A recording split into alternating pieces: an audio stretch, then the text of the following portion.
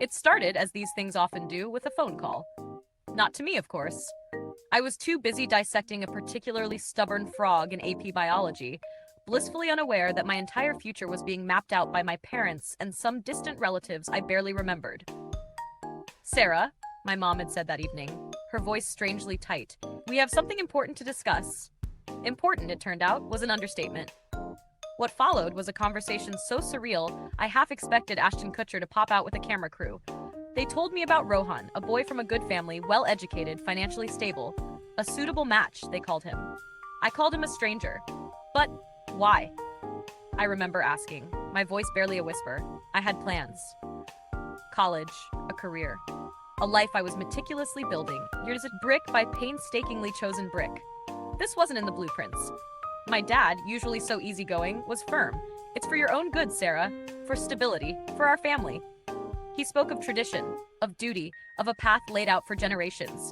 It felt less like a path and more like a very ornate cage. Rohan. His name tasted foreign on my tongue. I scrolled through social media, a desperate attempt to find a face, a clue, anything about this person who was about to become my husband. There he was, in a LinkedIn profile picture.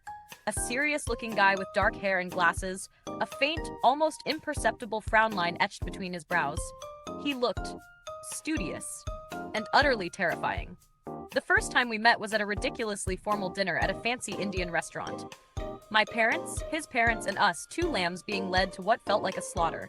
He was polite, almost painfully so. He asked about my classes, my hobbies. I mumbled generic answers, my eyes darting around the room, searching for an escape route that didn't exist. He had a quiet intensity about him, like a suppressed volcano. I, on the other hand, felt like a highly caffeinated squirrel, trapped in a fancy cage. I remember thinking, this is it, this is my life now. Polite conversations, forced smiles, and the crushing weight of expectation. The thought was a cold knot in my stomach. The engagement, a whirlwind of unfamiliar customs and too many people, felt like a dream sequence I couldn't wake up from. I smiled when I was told to smile, nodded when I was told to nod. Rohan was always there, a solid, somewhat stoic presence beside me. He never touched me, not even a casual brush of hands. We were two planets in separate orbits, forced into proximity by an external gravitational pull. The wedding, just 3 months later, was an even bigger blur. The colors, the music, the scent of jasmine and marigolds, it all washed over me, leaving me feeling strangely detached. I remember walking down the aisle, my heart thumping a frantic rhythm against my ribs, and seeing Rohan at the end. He looked solemn. Not happy, not sad, just resigned. It mirrored my own feelings perfectly. Our first night as a married couple was predictably awkward. We were staying at my parents' house in a guest room that suddenly felt vast and impersonal. We sat on opposite sides of the bed, two strangers in a room too small for our discomfort. He cleared his throat. I stared at the carpet. So, he said, his voice low, this is new. I almost laughed. You could say that. He was quiet for a moment. Look, Sarah, he started again. I know this isn't ideal for either of us, but we're in this now. I'm not going to pretend it's easy, but I'm willing to try and make it work. Are you? His directness, unexpected as it was, cut through some of my icy fear. I suppose I have to, don't I? I said, my voice barely above a whisper. He nodded. We both do. I'm not looking for a quick exit, if that's what you're wondering. That night, we slept in the same bed, but it felt like miles separated us. I faced the wall, listening to the unfamiliar rhythm of his breathing, wondering what on earth I had gotten myself into. The first few weeks were a delicate dance around each other. We moved into a small apartment near the university where Rohan was finishing his master's degree in engineering. It was a perfectly functional space, devoid of any personal touches, much like our relationship at the time. He would leave for classes early, and I would spend my days trying to figure out what to do with myself. I was still applying to colleges, still clinging to the hope of my own path. He never questioned it, never discouraged me. He just listened, quietly, when I talked about my dreams, my frustrations. We ate dinner together every night, usually something he cooked. He was surprisingly good in the kitchen, a fact that both surprised and slightly annoyed me, as I could barely boil water without setting off a smoke detector. Our conversations were stilted, polite inquiries about each other's day. like two diplomats negotiating a fragile peace treaty. One evening, I was struggling with a particularly complex calculus problem. I had spent hours staring at it, my brain feeling like scrambled eggs. Rohan, who was reading a technical manual on the couch, noticed my frustration. "Having trouble?" he asked, his voice soft. I sighed, pushing my textbook away. Understatement of the year. My brain is officially fried. He came over and sat beside me, looking at the problem. "Let me see." He pointed to a section. "You're making a small error here in the derivation. You need to apply the chain rule again." He explained it, patiently, clearly, breaking it down into manageable steps. And suddenly it clicked. It was like a light turning on. I looked at him, genuinely surprised. "Wow, you're good at this." A faint smile, the first I'd really seen, touched his lips. Engineering requires a certain level of mathematical proficiency. From that day on, he started helping me with my homework. It became our routine. Me, struggling, and him, patiently guiding me. It was a strange kind of intimacy, one forged over equations and theorems. We talked more during these sessions, not just about math, but about our day, about what we liked, what we hated. I learned that he loved classical music, a stark contrast to my pop-punk obsession. He was surprisingly passionate about renewable energy, and he could talk for hours about the intricacies of solar panels. I told him about my love for literature, how I dreamed of writing, of telling stories.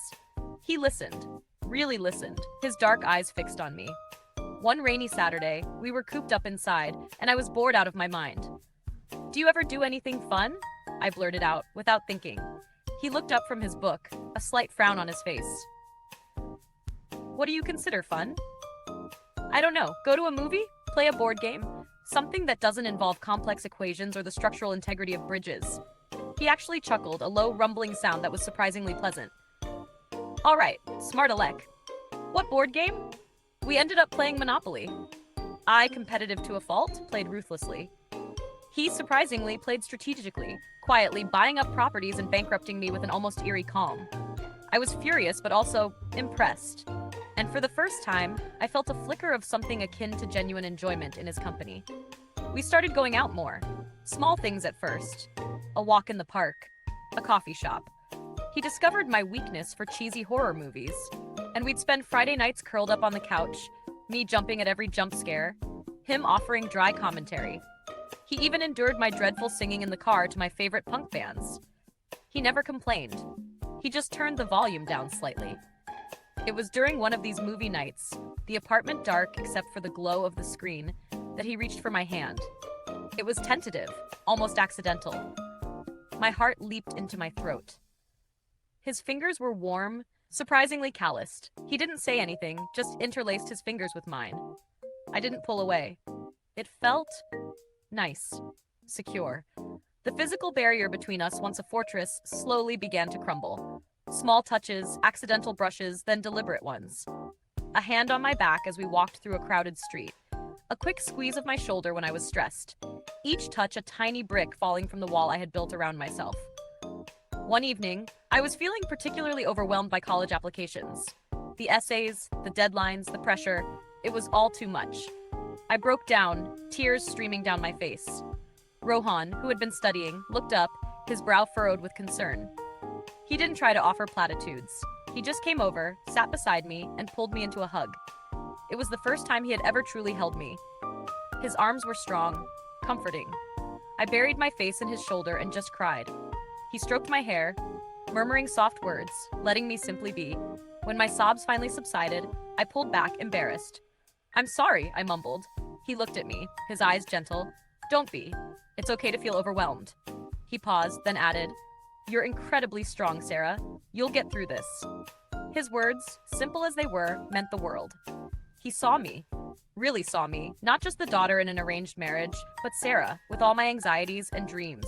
The process of falling in love was less like a sudden plunge, and more like a gradual, almost imperceptible drift, like two icebergs slowly, inevitably, drawing closer until they finally touched. It wasn't fireworks or grand declarations, but rather a quiet, steady warmth that permeated every corner of my life.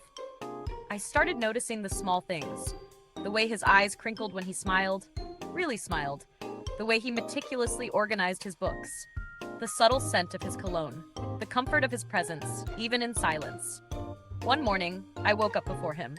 He was lying beside me, his arms still loosely around me. The morning light filtered through the blinds, illuminating his face, peaceful in sleep. And for the first time, I felt a profound sense of peace. This was my life now. And it wasn't so bad. In fact, it was good. I leaned over and gently kissed his forehead. He stirred, his eyes fluttering open. He looked at me, a soft, sleepy smile on his face. "Morning," he mumbled. "Morning," I whispered back, a warmth spreading through my chest. We talked, truly talked, about our initial fears. He confessed that he had been just as apprehensive as I was, just as uncertain about this forced union. He admitted he'd been terrified he wouldn't be able to make me happy. Hearing that, knowing he had struggled too, made me feel even closer to him. "I used to resent you," I confessed one evening, curled up beside him on the couch. "I resented my parents. I resented the whole situation. I felt like my life had been stolen." He squeezed my hand. "I know, and I don't blame you. But," I continued, looking up at him, "I don't anymore. Not really. Because of you. You made it okay. You made it us." He smiled, a genuine, heartwarming smile. "You made it us too, Sarah. You challenged me. You made me see things differently." It wasn't a fairy tale, not in the traditional sense. We still had our disagreements, our moments of frustration, but now we navigated them together. We were a team. He was my rock, my quiet strength, my partner in crime against boring evenings. And I hoped, was his comfort, his occasional chaos, his reason to crack a genuine smile. I got into my top choice university. The day the acceptance letter arrived, I practically screamed. Rohan was the first person I called. He was just as excited as I was, celebrating my success as if it were his own. He never once suggested I shouldn't go, never hinted at it being a problem for our marriage. He supported my dreams, wholeheartedly. We talked about the future, about him finding a job in the same city as my university, about building a life not just for us, but for the future we were slowly, carefully, starting to envision.